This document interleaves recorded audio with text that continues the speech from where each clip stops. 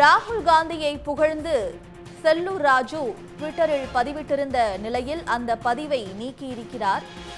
ராகுல் காந்தியை புகழ்ந்து எக்ஸ் தளத்தில் வெளியிட்ட பதிவை செல்லூர் ராஜு நீக்கியிருக்கிறார். அண்மை செய்தியாக பார்த்து வருகிறோம். நான் பார்த்து நெகிழ்ந்து ரசித்த இளம் தலைவர் ராகுல் காந்தி என்று நேற்று எக்ஸ் தளத்தில் செல்லூர் ராஜு பதிவிட்டிருந்தார். செல்லூர் ராஜுவின் பதிவு அரசியல் வட்டாரத்தில் பெரும் பரபரப்பை ஏற்படுத்திய நிலையில் அந்த பதிவை அவர் தற்போது நீக்கியிருக்கிறார். ராகுல் காந்தியை புகழ்ந்து எக்ஸ் தளத்தில் வெளியிட்ட பதிவை செல்லூர் ராஜு நீக்கியிருக்கிறார். கூடுதல் விவரங்களுடன் செய்தியாளர் செல்வகுமார் இணைப்பில் இருக்கிறார். செல்வகுமார், தற்பொழுது செல்லூர் ராஜு அவர்கள் ராகுல் காந்தியை புகழ்ந்து அந்த பதிவை நீக்கியிருக்கிறார். இது அரசியல் வட்டாரத்தில் எப்படி பேசப்படுகிறது?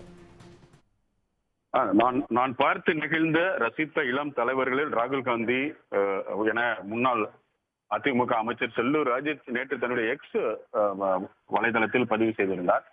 இந்த பதிவு வந்தவுடனேயே பல்வேறு கருத்துகள், சர்ச்சை கருத்துகள் வெளிவர துவங்கிவிட்டன. அதிமுக உடைய பிளவு ஏற்பட்டு விட்டது. அதிமுக தன்னுடைய கூட்டணியை முறித்துக் கொண்டு வெளியே வரப்போகிறது என்கின்ற தகவல்கள் பரவலாக வெளிவர துவங்கிவிட்டன. அதே போன்று அதிமுக தலைமையிலிருந்து செல்லூர் ராஜு மீது நடவடிக்கை எடுக்கப்படும் என்ற தகவல்களும் நேற்று முழுவதுமாக சமூக வலைதளங்களில் வெளிவந்திருந்தன.